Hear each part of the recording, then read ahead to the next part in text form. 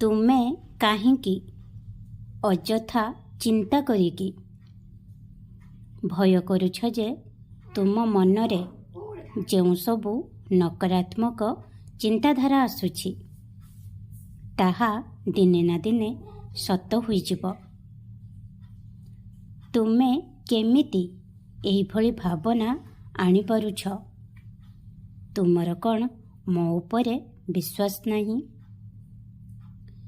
ଯେତେବେଳେ ତୁମର ଏହି ଗୁରୁ ତୁମ ସହିତ ଅଛି ତେବେ ତୁମେ କାହିଁକି ଭୟ କରୁଛ?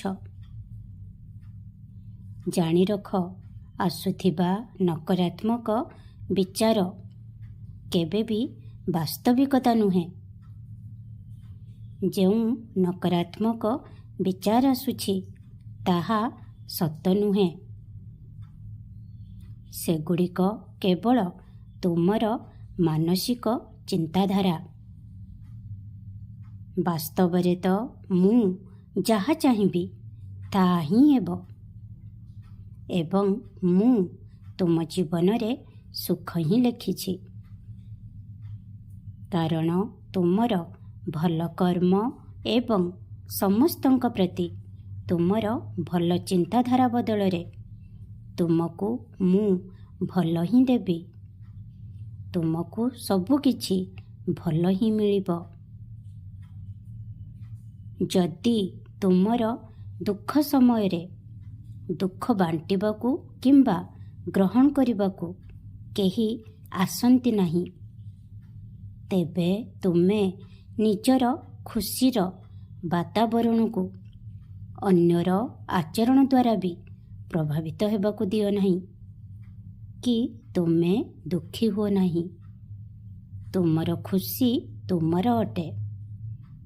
ଖୁସି ହୁଅ। ଆଜି ମୁଁ ତୁମକୁ କିଛି ବିଶେଷ ଦେବି। ମୁଁ ମଧ୍ୟ ତୁମର ଗୋଟିଏ ଇଚ୍ଛାକୁ ପୂରଣ କରିବି।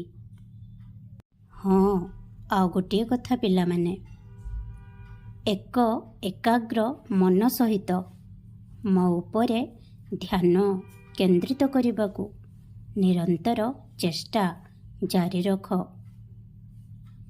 ଧ୍ୟାନର ଦୈନନ୍ଦିନ ଅଭ୍ୟାସ ଦ୍ୱାରା ତୁମର ସମସ୍ତ ପ୍ରବୃତ୍ତି ସ୍ୱୟଂଚାଳିତ ଭାବରେ ନଷ୍ଟ ହୋଇଯିବ ଏବଂ ତୁମେ ନିଜକୁ ଭିତରୁ ଅଧିକ ଶକ୍ତିଶାଳୀ ଅନୁଭବ କରିବ।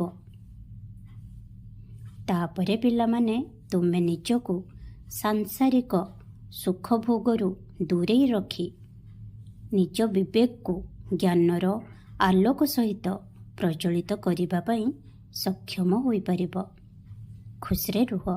ଖୁବ୍ ଆଶୀର୍ବାଦ କରୁଛି। ଓମ୍ ସାଇ ରାମ, ଜୟ ସାଇ ରାମ।